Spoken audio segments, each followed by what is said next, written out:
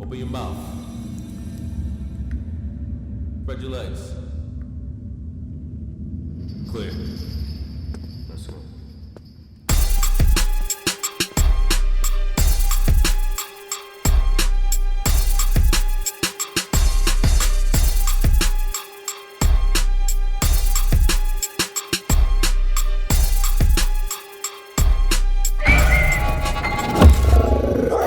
What up? You already know what it is. Your boy Pistol Pete.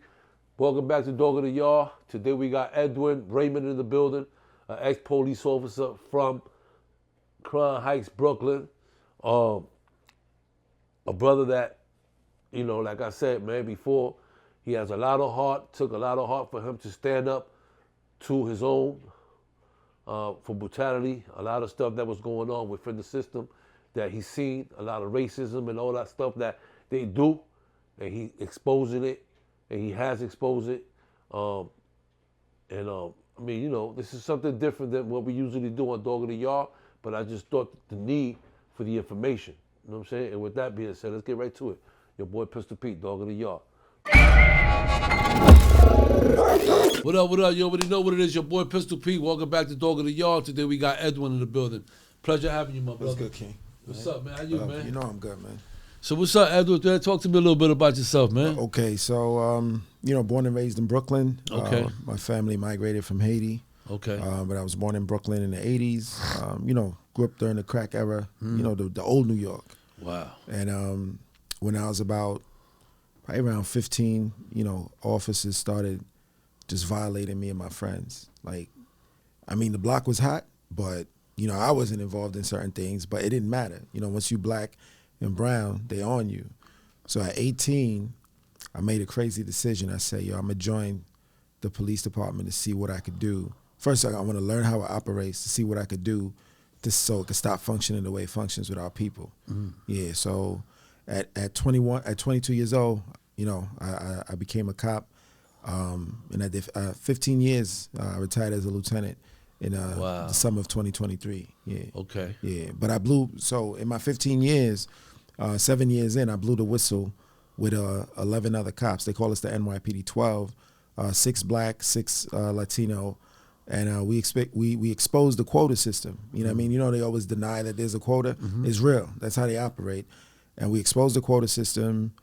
We sued federally in court, you know, to get rid of the discriminatory practices in the police department. Yeah. Wow. That took a lot of courage and heart to do that. Oh man, they try to take my head off, man. That's what I'm saying. As you could imagine. That's why I'm like, yeah. Shit. I know you went through some shit. Oh yeah. It was tough, all of us, man. And you know, the 12 of us, it took its toll on us, man. Like, you know, a lot of the mafioso culture, it exists in the NYPD and many police departments. You don't talk, you know what I mean? It's like almost like the streets, no snitching. So we exposed, you know, the wrongdoing, and yeah, it was rough. And you know, it was a New York Times article that came out in 2016 that put my story out there. And after that, I started doing podcasts. I started doing interviews. I'm a subject in a documentary called Crime and Punishment. It ended up winning an Emmy, shortlisted for the Oscars. Okay, and you know, great, man. yeah, I supported Colin Kaepernick, many other activists, and after supporting Kaepernick, that's when the death threats came from cops from around the country. So they gonna put a bullet between my eyes. You know what I mean? Yeah, it's crazy. Wow. So how you lived throughout through that process? I mean, were you still living in Brooklyn throughout? Yeah, you know what's crazy, man? Like, I kind of had to depend on NYPD to provide protection because they were monitoring all the online threats I was getting. And they said if I didn't live where I lived, they would have had to, you know, put me somewhere else. But I'm in the hood. Like, that's the thing about me. I never left the hood. You know, like within 3-4 years of my career, I could have bought a house in Long Island. You know, and listen, I'm not knocking anybody that does what they have to do, but I stayed in the hood on purpose because, one, I need the young cats to see that. You know what I mean? I need them to see the success that looks like them. It just took a lot of gut and a lot of heart for you to do that and stay in your hood. Yeah. And become a police officer. Yeah, exactly. So while your friends is like, yeah, in the beginning. Hey, what you doing? Exactly, because in the beginning, it was like, oh man, like I would go visit my old block, everybody give dap and dip. Everybody just clear out the block because they're like, oh, you know what I mean? Yeah. But then when the article came out, that's when they're like, okay, you stayed grounded in who you are and in your roots, and you understood. I said, of course, man. Don't let this uniform fool you. Like, I'm here to do this right. You know, who better to respond to your emergency than me? You know, Absolutely. you understand? Like, and listen, it's not to say if somebody comes from somewhere else they can't do a good job, but you know, who better than someone from your community that understands you. You understand? Exactly. Because like, there's situations where, I mean, you know how it is in the hood.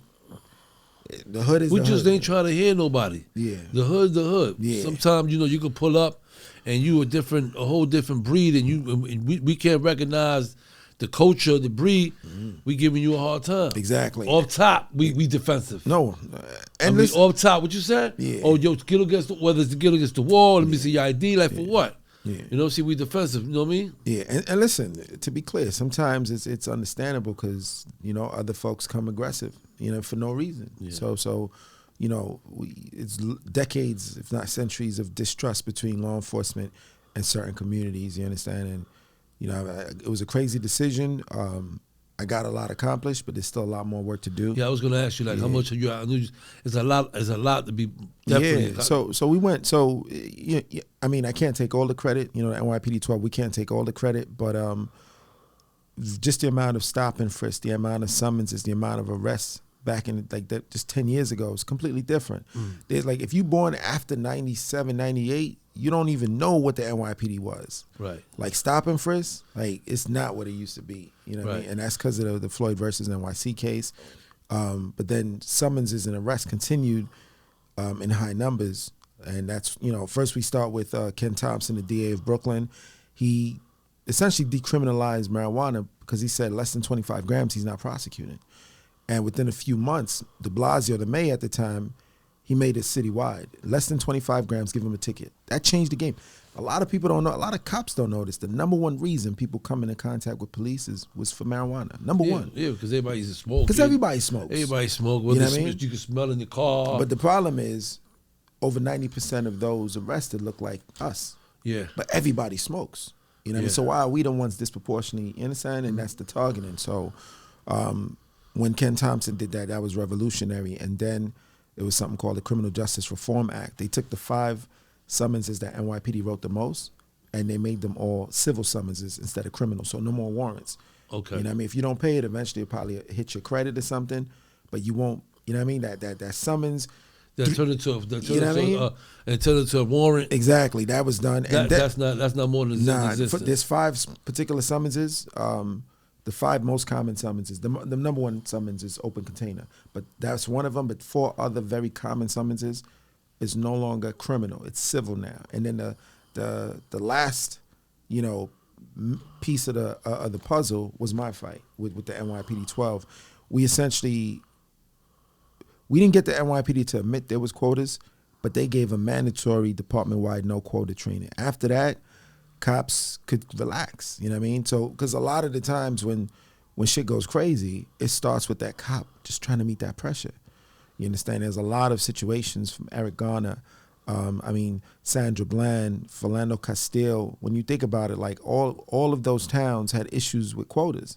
You know what I mean? And there's been other whistleblowers, other cops that have come forward after watching the documentary Crime and Punishment. It's a Hulu documentary. After watching the doc, this is your stuff. Yeah. Wow. You know what I mean? Definitely check that. It's on Hulu. It's on Hulu, yeah.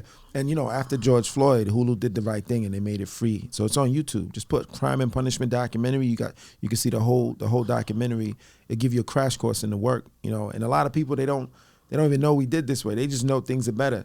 Like bike on sidewalk. Shit, I salute you and congratulate you, man. Come on, that. King. Because I'm just saying, though, it just takes a lot of courage, man. Yeah, but listen. A lot of heart to just go against. I know. Listen, you know, people's afraid to deal with the up in New York Police Department. We ain't trying to fuck with them. We trying to stay away from them. Basically, you know, the grit and the courage that you build navigating certain environments in the hood, instead of taking that and turning it on us, as you know, sadly a lot of us do, I basically took that courage and brought it into the police department to look them in the face and like, nah, you're not doing this no more. Yeah. You know what I mean? So yeah. We see what y'all doing. Exactly. You know what I mean? That's so what you're basically doing. We yeah. see what you're doing. Yeah, you know, like whistleblowers, you know, as they refer to us, we're important because two things that we do very important. One, we confirm things that people speculate, right? But then we also let you know where to look that you had no idea to look in the first place.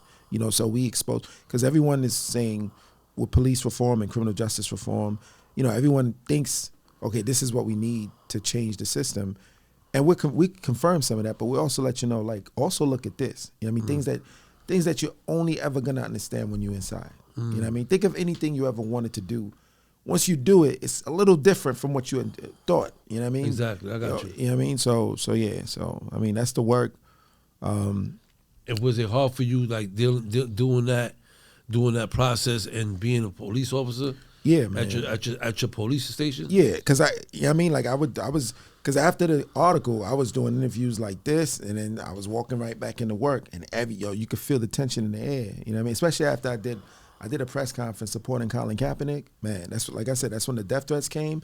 But I felt the tension the minute I went to work. At the time I was a sergeant, I literally did the press conference, and I went right into work. I didn't know it was gonna go viral like that. ESPN, you know, everybody calling my phone.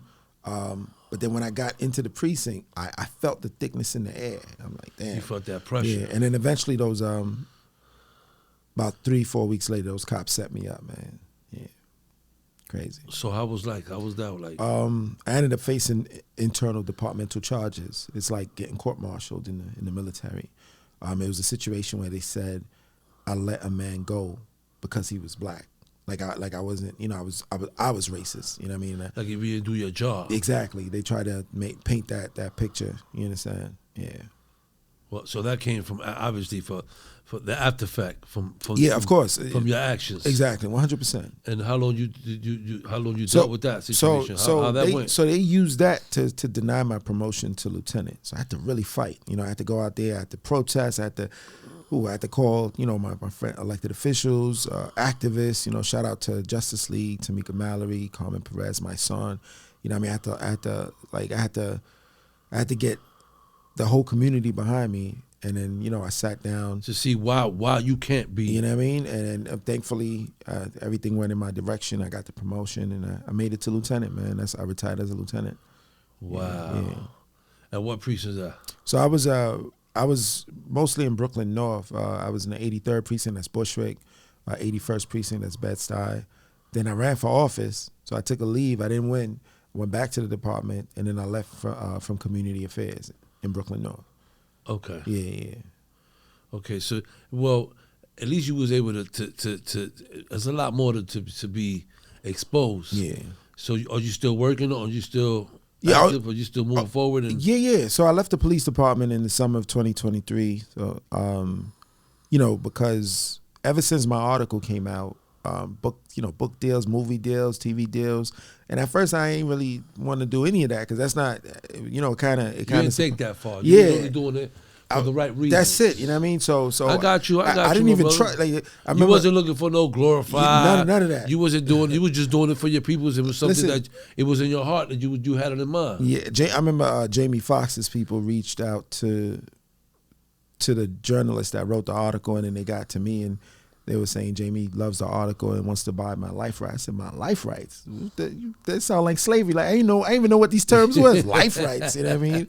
I wasn't ready for any of that. But I knew at some point, especially after the documentary dropped, I saw how I was able to influence cops all around the country. Thousands reached out saying, listen, man, thank you for what you're doing, because, you know, even though I wear the uniform, I can see the issues. I wish I had the courage. And some of them, after seeing the doc, they built the courage. They stepped up. You know what I mean? So that's when I was like, all right, I got to get this information out there even wider. That's when, you know, I wrote a book. So I have my book, you know, it's called An Inconvenient Cop. Inconvenient Cop. My fight to change policing in America. And, you know, I dropped the gems in here, man. You know where you can find that book? So, thankfully, it's a major book deal available everywhere. You know what I mean? So, Amazon. Congratulations, man. Thank you, brother. Thank you, man. I poured my soul. Like, I really took my time and poured my soul into this, man.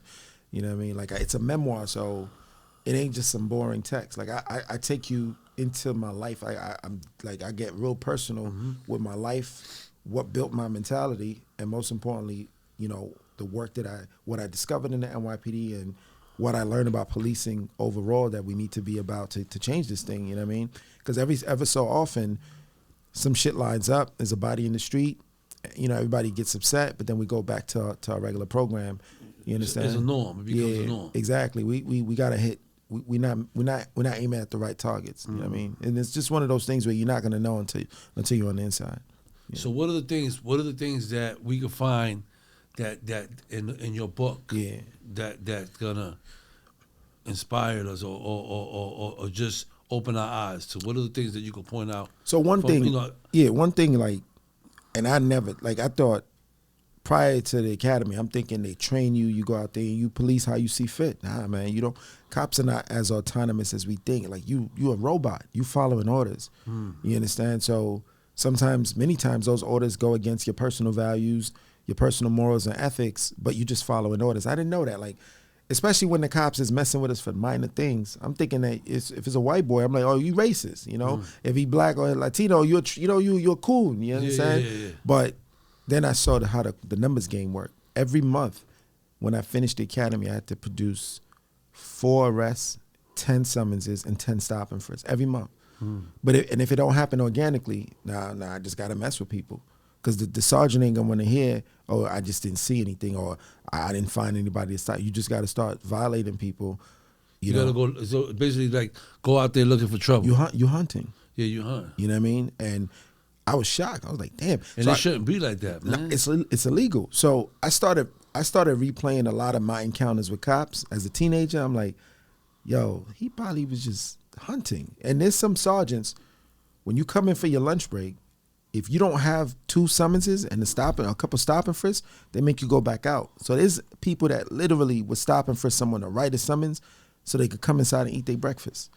You know what I mean? Little things like that you would never know. No, you'll never know. You know what I mean? Only an insider will know. Exactly. So someone that's in there, obviously like yourself, dealing with it right there, looking at it like, what the fuck? Exactly. And what killed me was the amount of us, people from our community that just went along. I didn't understand. I'm like, y'all from the hood.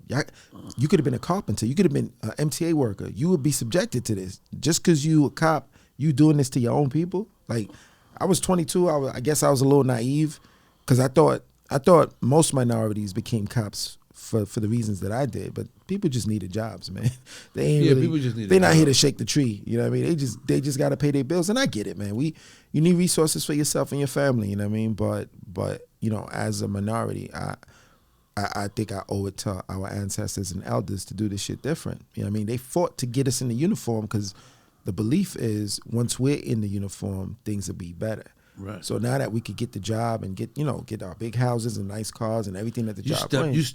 You basically stuck to the script. Exactly. You know what I mean? And again, I learned the hard way that a lot of people don't even know there was a script written. They just they just floating in the air. Nah, the script was there. You just said it. Exactly. But a lot of people you fought to be in that uniform. They didn't want no color in uniform. Nah, not at all. You know what I mean?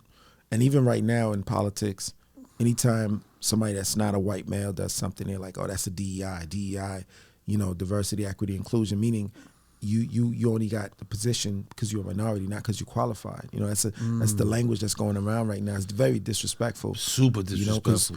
Historically, we've always been qualified. We just never got access. Absolutely. DEI just guarantees access. You know what I mean? Shit, we qualify for everything. Yo, listen, man. Every time I hear you feel me? Not for that, but we the best that ever did.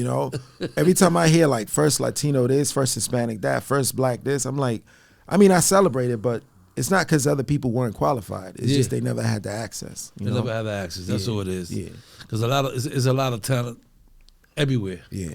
You know what I'm saying? And it's also a lot of great officers up and coming that could just be great officers as well. You know what I mean? Mm-hmm. But if we don't have I'm gonna tell you something. It took a lot of gut. It took and a lot of courage for you to stand up. Yeah, thank you. You know what I mean? Because I never seen it. It seems to me like everybody that's a cop is like a robot, and it's like they this is what they're here for, and this is what they train for, and it's almost like once you become a cop, it's like you become like a robot. Yeah, to us in the hood, we look at you like we can't even communicate. Yeah. We can't even talk to you. That shit is weird. Like you can't even say because you got the uniform, and but that's the energy that we was getting as well. Yeah. We wasn't getting no love from the officers. Police nah. wasn't stopping us and saying, "What's up, guys? Y'all good? Yeah. Anything here? What's going on, man? Is there anything we could talk about before we go any further? Yeah. It's straight up and down. Get the fuck out the car. And no communication at all. And this is the routine. Yeah. And it's funny because one of the things I realized, the reason why they move like that is because for you to consistently meet those numbers, you can't even really see a person. Because once you see the person as your brother, you're not going to be able to police like that. So they psychologically to keep that distance so they can continue to treat you like that. Because like, I remember there was one Russian cop I was working with, not a bad person, but he was a robot. And then one time we had to do coverage in South Brooklyn, which is like a big Russian community. And he sprung to life. He was smiling and, I don't speak Russian, so I don't know what he was saying, but he was giving warnings, which I'm all for, but I'm like, you never did this in Brownsville. You never gave a warning in Flatbush. You didn't give me that energy. You know what I mean? Like, you just callous robot. You dropped your Metro card, receipt. I need to write you a summons. Oh, you got a warrant? You getting arrested? Like, just very robotic. Right to the book. You know what I mean? But once we're in a community that is a reflection of him, he was a community based. He changed up. Oh, it was crazy, man. I was like, I don't mind a warning, but I've never seen you do this. You know what I mean? So, you told him about himself. I said okay, because he would speak Russian. I remember it was a couple that went through the exit gate without paying. We stopped them, as we did a million times in Brownsville, but he started speaking Russian with them, and by the time the conversation is done, he was like, Raymond, I give warning. I said, no problem, but I've never seen you do this on the other side of Brooklyn, and he just sat there. He thought about it. He knew I was right. You know what I mean? Yeah. That's what happens when you don't see your reflection. But listen, to be clear, there's black and Hispanic cops I want nothing to do with, man. And there's white cops I could hang with them every day. And that was another thing I needed to see, because at 22, I thought if you were white, you were probably racist. And I never expected to see white officers from Nassau, from Long Island, that's like, yo, this is crazy how they policing out here. Like, I used to do all this stuff back home. You know what I mean? Like, this is like, you get arrested for a suspended license, that's a ticket in Nassau. Yeah. You know what I mean? I'm like, wow, okay. I needed to see that. You know what I mean? And with the stop and frisk, I had an older white sergeant, Irish dude. Every time we did, we were pressured to do stop and frisk, when the lieutenant wasn't in, he would always say, yo, stop doing this. This is not constitutional. You can't just stop someone because the lieutenant needs numbers. I didn't expect to ever see a white man, say something like that. So it was a good lesson on that end also. Yeah, hell yeah. For you to see that, shit. Because this is really crazy, man. It's just like, you got to come back in and you got to bring 5 summonses. You better have how many arrests? 3 arrests this month. Yeah. You got to step it up, do something with it. You better look for somebody. Yeah. And that's a lot of pressure on the officer as well, man. You know what I mean? So, what's your long-term goal? Like, what's your long-term goal? What you working on? So, I refer to them as justice-minded officers that, despite working in the system, they can see where the problems are. I think as a society, we have to create an environment where it's not career suicide for them to speak out. We have to create a safe haven and get their expertise. We need them in the rooms making decisions. First, we got to identify them, and then we got to put them in leadership positions. So my goal is to empower the justice-minded, because I think that's what's been missing from the conversation. Usually it's people that's so pro-police that police can do no wrong, or people that just like get rid of police. These two opposing sides, they can't really find that middle ground. I believe that middle ground are the justice-minded. So I want to find them, highlight them, empower them, and put pressure wherever they work so they could get into, decision-making positions, and we'll see a different system, man, in a shorter time than anybody could imagine. Wow. Yeah. Well, that's good. That's good to hear. Well, Edwin, man, for those guys that watched Dog in the Yard, this was a little bit different this time, like I said, Edwin, come from a whole different background, meaning different ground of work, and he's here today. He's, he definitely standing, for what is right, and listen, man, I salute you, brother. That's love. You know what I'm saying? Yeah. I salute you. Keep doing your thing. You know what I'm saying? You know, we definitely need we need the right justice. You know what I'm saying? We don't need to get punished. Yeah. We don't need to be, you know, we not slaves. You know what I'm saying? Those days is way long gone. You know what I'm saying? So I encourage you, man, to keep doing your thing. You know, you can always come back. You know, this the support system is here. My platform is here for you. You can always come back, you know, promote anything. Appreciate it, King. You know, keep doing your thing. Like I said, you know, because we need a voice. In all departments, we need that voice. We need that heart, that one person that's gonna make a change. Yeah. You know what I'm saying? And you have gone a long way. Yeah. You know what I'm saying? You have fought through. You know, and like I said, man, I salute you, man. Thank you, brother. Thank you so much for coming through. Love. Having you. You know what I'm saying? And with that being said, you already know it's your boy Pistol Pete, Dog in the Yard. Your boy Edwin in the building, man. Salute. And for those that's interested in knowing a little bit more about Edwin Raymond, he has a book out right now on all platforms, Amazon and all that. It's called Inconvenient Cop. And with that being said, salute, brother. You already know. Keep doing the great work, bro. Peace.